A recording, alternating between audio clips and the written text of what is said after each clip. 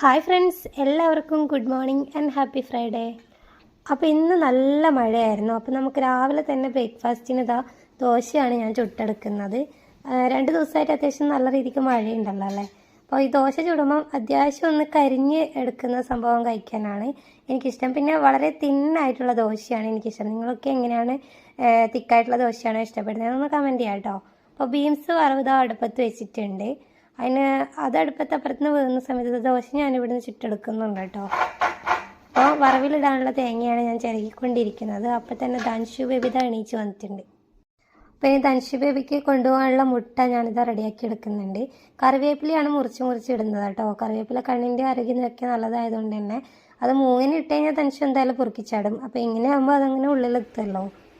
അപ്പോൾ അതാ ചായ അവിടെ വെച്ചിട്ടുണ്ട്. അതിന് ശേഷം മുട്ട പാനിലേക്ക് ഒഴിച്ചിട്ടുണ്ട്. വറവിലേക്ക് തേങ്ങ ഇട്ടു കേട്ടോ. ഇനി നമ്മുടെ മുട്ടയിൽ കുറച്ചൊന്ന് കുരുമുളക് കൂടി ഒരു ഫ്ലേവറിന് വേണ്ടി ഞാൻ ഇട്ട് കൊടുത്തു. അതൊന്ന് ജസ്റ്റ് തിരിച്ച് മറിച്ചിട്ട് കൊടുത്തു കേട്ടോ. ഞാനത് ചൂടായി ജസ്റ്റ് ഒന്ന് ഇതാക്കിയതിന് ശേഷം മറ്റൊരു പ്ലേറ്റിൽ മാറ്റുന്നുണ്ട്.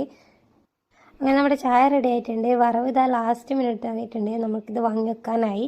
ഈ കറിയിലേക്ക് ഉള്ളിയാണ് വറുത്തിടാൻ വേണ്ടി പോകുന്നത്. മീൻ കറിയിലേക്ക് ഇവിടെ ഉള്ളിയാണ് കേട്ടോ വറുത്തിടുന്നത്. അതായത് അൻഷുബേബിക്ക് ബ്രഷൊക്കെ എടുത്തെടുത്താൽ പല്ല് കേൾക്കുന്നുണ്ട്.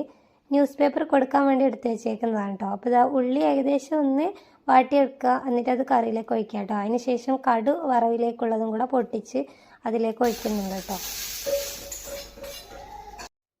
അതിനുശേഷം ധനുഷുവിന് സ്കൂളിൽ കൊണ്ടുപോകാൻ വേണ്ടി മമ്പയർ വേവിക്കാൻ വേണ്ടി വെച്ചിട്ടുണ്ട്. അപ്പോൾ അവന് ഭയങ്കര ഇഷ്ടമാണ്. പറശ്ശിനിയിലെ മുത്തപ്പൻ്റെ അംശം എന്നൊക്കെ പറഞ്ഞിട്ട് അത് ഭയങ്കര ഇഷ്ടമാണ് കേട്ടോ. അതുകൊണ്ട് ഇതാക്കി കൊടുത്തു കഴിഞ്ഞാൽ അത് കഴിച്ചോളും. പിന്നെ അത് ഹെൽത്തി ആണല്ലോ. പിന്നെ ധനുഷു ബേബിക്ക് അവൻ്റെ അച്ഛൻ ചായ കൊടുക്കുന്നുണ്ട്. ഞാനാണെങ്കിൽ ധനുഷിൻ്റെ ടിഫിനൊക്കെ ക്ലീൻ ചെയ്ത് അതിൽ ഫുഡൊക്കെ എടുത്ത് വെക്കാൻ വേണ്ടി പോവാം. മമ്പയർ ഞാൻ തലേന്ന് പുതിർക്കാൻ മറന്നുപോയിനി. പിന്നെ ചൂടുവെള്ളത്തിലൊക്കെ ഇട്ട് അങ്ങനെയാണ് ഞാൻ വേവിച്ചെടുത്തത്. ധനുഷു ബേബീൻ്റെ ബാഗൊക്കെ റെഡിയാക്കിയിട്ടുണ്ട്. എൻ്റെ ബെസ്റ്റ് ഫ്രണ്ടിൻ്റെ പേരെന്താ? ധനുഷിൻ്റെ പാക്കുള്ള ബെസ്റ്റ് ഫ്രണ്ട് ആരാ?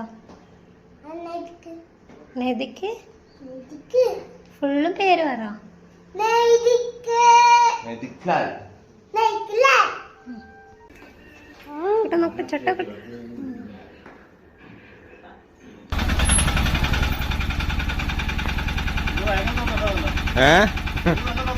ഇന്നലെ വാച്ച് കാണായിട്ടാണ്.